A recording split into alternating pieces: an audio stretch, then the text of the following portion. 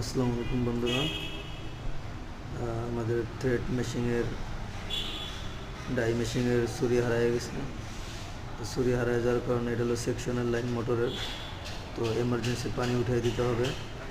তো এখন Ninja technique খাটিয়ে এটাকে কেটে নিলাম মেশিন দিয়ে ঘষে। এখন এটা চেক বাল্ব দিয়ে একবারে থ্রেড উঠিয়ে দিব।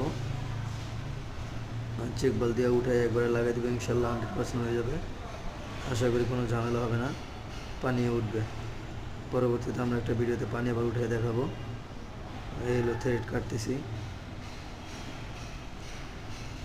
তো এমার্জেন্সি ক্ষেত্রে কিছু করার থাকে না, পানি উঠাইতে হবে। মেশিনের ছুরি আইনে কাজ করাটাও এখন অনেক ঝামেলা, যার কারণে শর্টকাটে করে দিলাম এটা। এই যে এখন থ্রেড পেছে ডাইরেক্ট ফাইনাল লাগাই দিব। ওকে।